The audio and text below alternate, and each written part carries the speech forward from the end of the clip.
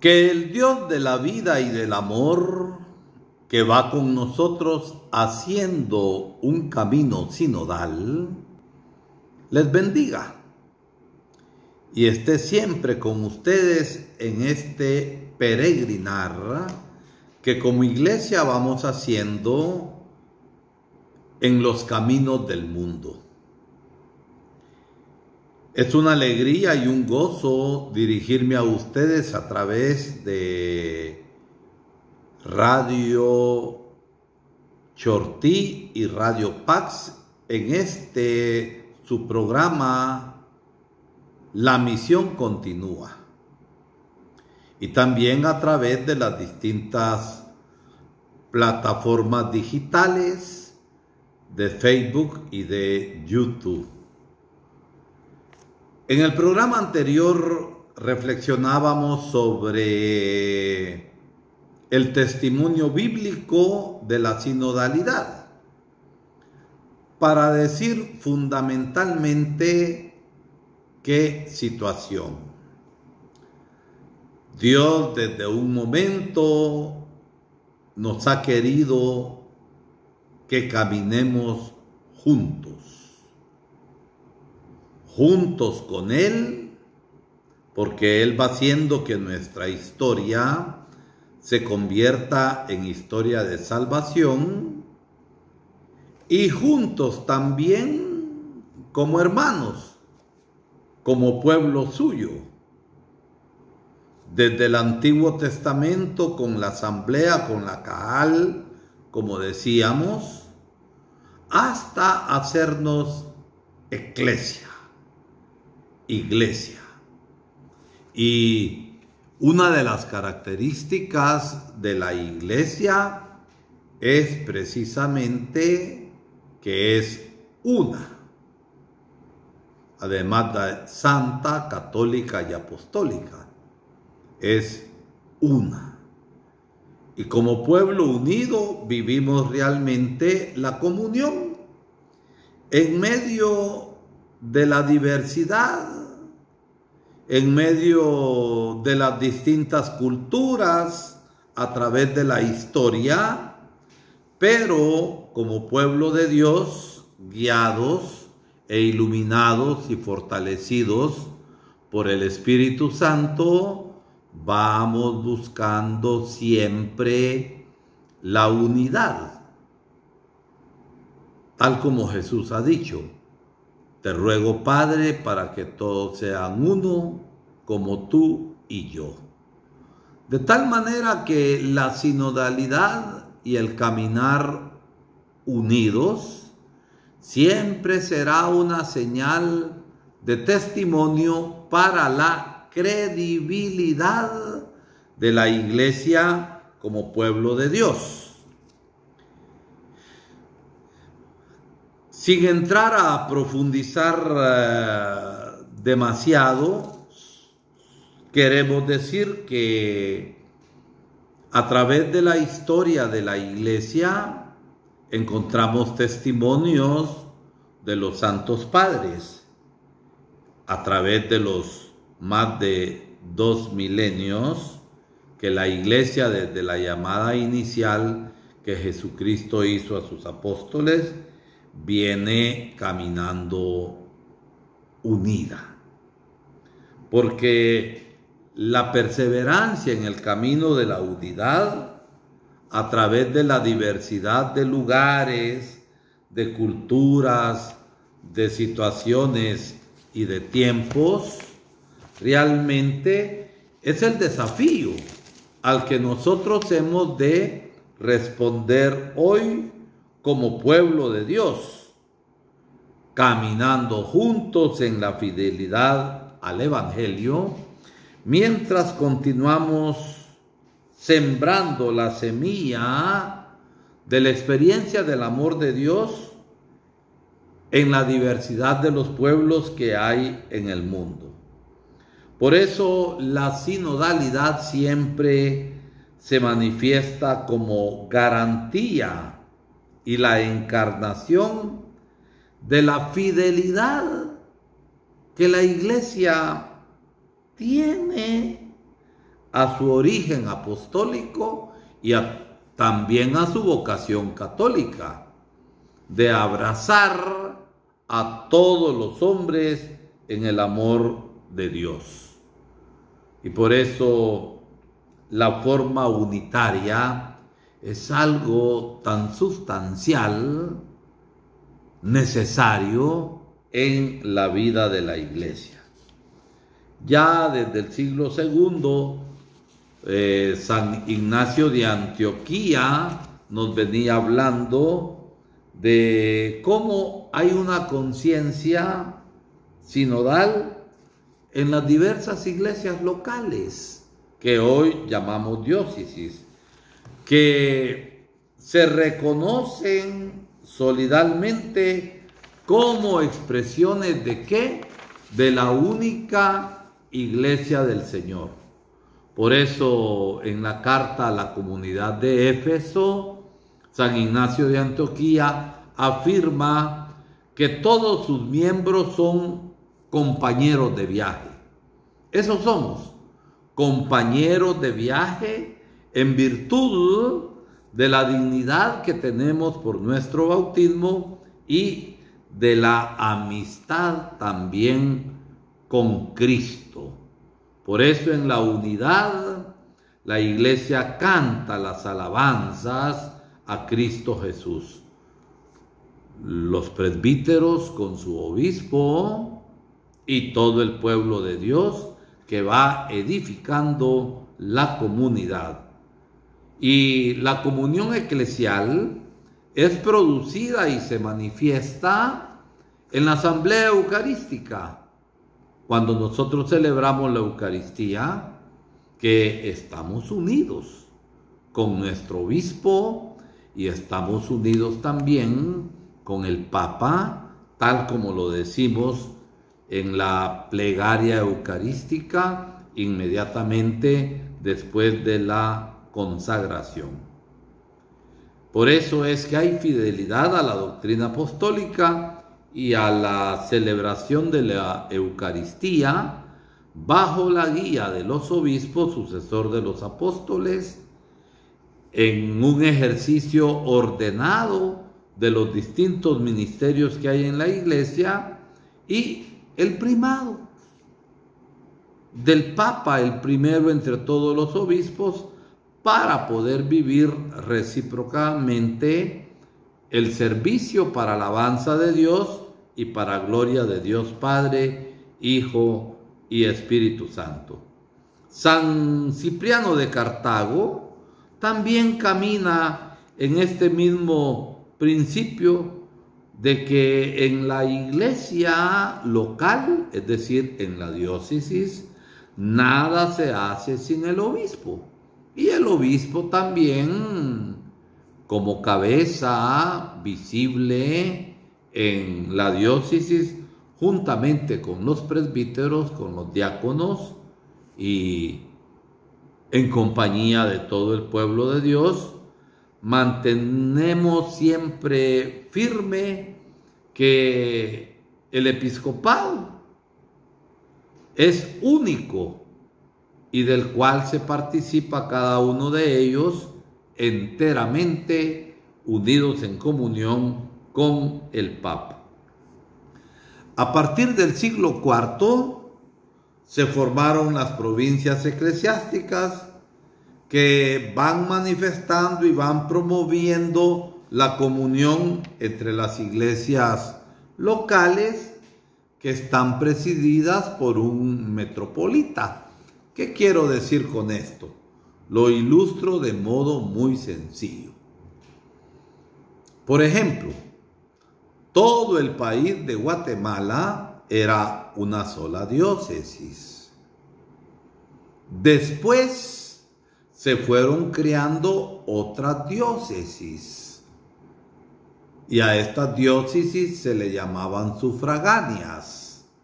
Fueron desmembradas de un territorio y tuvieron su propio obispo.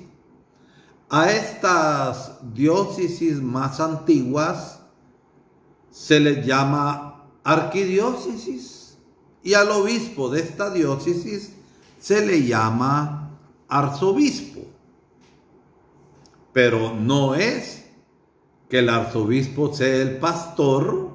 Por ejemplo, el arzobispo de la Arquidiócesis de Santiago, Guatemala, no es el pastor de la diócesis de Zacapa y prelatura del Santo Cristo de Esquipulas. En este caso es Monseñor Ángel Recinos, nuestro pastor. No está subordinado el pastor de una diócesis al pastor de una arquidiócesis. Solamente dan parte, digamos, a Dios, al Papa y a su propia conciencia, pero están en comunión. En Guatemala hay dos provincias eclesiásticas. La provincia eclesiástica de Santiago, que abarca, además de Escuintla en el sur, todo el oriente del país y parte del norte, las Verapaces, Izabal y el Vicariato Apostólico de Petén. Hace ya varios años se formó la provincia eclesiástica de Los Altos, que corresponde a la arquidiócesis de Quetzaltenango, Totonicapán, con su arzobispo y el resto de las diócesis de Occidente. Pero todos vivimos en comunión, todos vamos caminando juntos. Y esto es lo importante y lo hermoso en la iglesia del Señor. Y los sínodos se venían celebrando periódicamente a partir del siglo III, a nivel diocesano y a nivel provincial, para tratar las cuestiones de la vida de la iglesia, respecto a la disciplina, al culto y a la doctrina que se presente en el ámbito local. Y se tiene la firme convicción de que las decisiones que se adoptan son expresión de la comunión de todas las iglesias.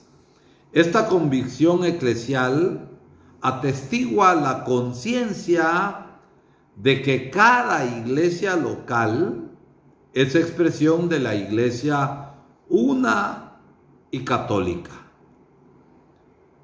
Por ejemplo, nosotros, la diócesis de Zacapa, no nos falta absolutamente nada. Somos la iglesia del Señor en esta zona. Y así cada una de nuestras parroquias. A la parroquia de Jocotán no le falta absolutamente nada de la iglesia una y católica del Señor. Y podríamos ir todavía más a las aldeas.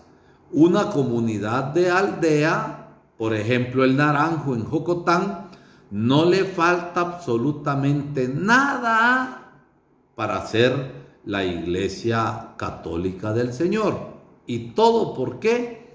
Por el espíritu de sinodalidad, por el espíritu de unión que se va teniendo siempre en la iglesia y que el Espíritu Santo va iluminando y también va animando en esta unión. Ya desde el año 325 se celebró el primer concilio de Nicea, un concilio ecuménico abierto a más personas. Ahí estaban presentes los obispos provenientes de distintas regiones de la iglesia en el oriente y de la iglesia también en el occidente y los representantes del Papa. Por eso su profesión de fe y sus decisiones canónicas son reconocidas como un valor normativo para toda la iglesia. No obstante, la trabajosa recepción por las grandes distancias, por los medios de comunicación de aquel entonces, que eran escasos. Entonces el Señor resucitado ha estado presente, guiando y orientando en el Espíritu Santo el camino del pueblo de Dios, a tal forma que de manera ejemplar ha habido siempre conciencia esencial en la iglesia que para el ejercicio de la autoridad de un concilio ecuménico hay armonía y todos los pastores de las iglesias locales actúan conjuntamente con el obispo de Roma, es decir, con el Papa. Es como una sinfonía y es lo que estamos viviendo en este sínodo universal. Estamos en común acuerdo entre todos los miembros de la iglesia, pastoreada por nuestros obispos. Este ha sido el modo de proceder de los sínodos locales. Recuerden que en nuestra diócesis tuvimos la preparación del sínodo diocesano sobre la iniciación cristiana, 3 años de preparación con el bautismo, la confirmación y la Eucaristía, pero por la muerte de nuestro obispo Monseñor Aníbal Casasola, que fue quien lo había convocado, ya no tuvimos las asambleas sinodales finales. Pero lo importante es esta idea de que vamos caminando unidos en comunión. Y así podríamos dar tantos ejemplos a lo largo de la historia de la iglesia. Por eso es importante hablar, aunque sea muy brevemente, de cuál ha sido la situación de la sinodalidad a lo largo de la historia de la iglesia, para llegar por último al Concilio Vaticano. Primero fue el Concilio Vaticano I de 1869 a 1870, donde por la reforma protestante iniciada por Lutero y otros, entonces se reafirmó la doctrina del primado del Papa, del obispo de Roma, y de la infalibilidad del Papa cuando habla de doctrina, de costumbres y de moral. No puede haber equivocación. ¿Por qué? Porque es el Espíritu Santo quien va guiando a la iglesia. El Concilio Ecuménico Vaticano II retomó el proyecto del Vaticano I y lo integró en la perspectiva de una renovación total, asumiendo, tomando los avances que ya se habían dado, madurando todo lo que en los decenios precedentes fue viviendo la iglesia y componiendo todo a la luz de una rica síntesis de la tradición. La Constitución Lumen Gentium, Luz de las Gentes, que nos habla sobre la iglesia, va ilustrando una visión de la naturaleza y de la misión de la iglesia como comunión. Y en esta comunión se esbozan los principios, los presupuestos teológicos para ir reafirmando cada vez más el aspecto de la sinodalidad en la iglesia. La concepción mistérica, porque Dios es un misterio de amor y la iglesia como misterio entra en los planes de Dios, esta concepción mistérica y sacramental de la iglesia, como pueblo de Dios peregrinante en la historia hacia la patria celestial, en la que todos los miembros por el bautismo estamos marcados por la misma dignidad de hijos de Dios e investidos de la misma misión. No hay cristianos de primera, cristianos de segunda y cristianos de tercera categoría. Todos tenemos una misma dignidad por nuestro bautismo. Lo que hay son ministerios. El ministerio ordenado, que no es superior a los laicos. Los sacerdotes no somos superiores ni mejores que los laicos. Hemos recibido un ministerio, pero todos en la iglesia estamos en función de la misma misión de Jesucristo. Y nosotros los sacerdotes, los presbíteros, somos servidores en el pueblo de Dios para que la iglesia realice con fidelidad su misión.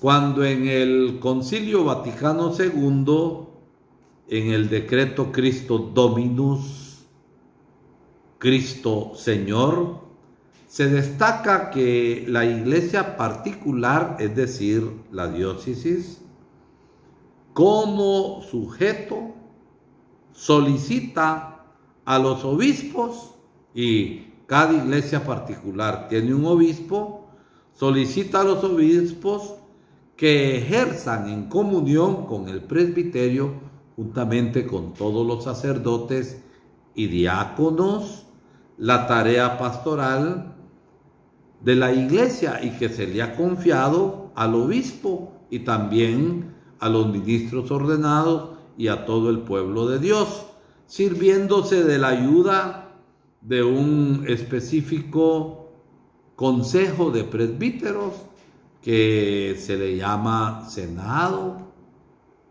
y Colegio de Consultores y el Colegio Presbiteral.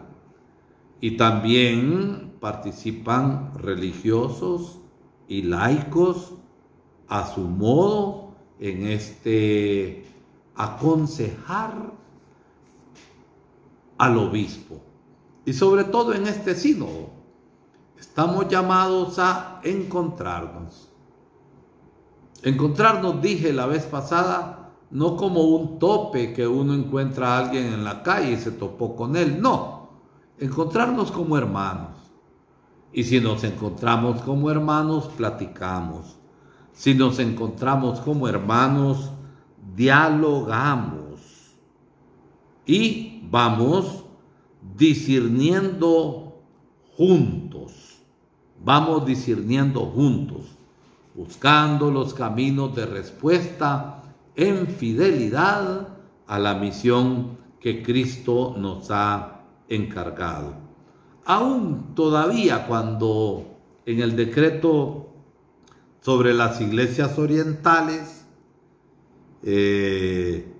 católicos como nosotros, pero con distinto rito, ellos en griego, también se valoriza la institución patriarcal, los patriarcas que ellos tienen, y su forma sinodal en relación con las iglesias en su propia zona y con toda la iglesia en comunión.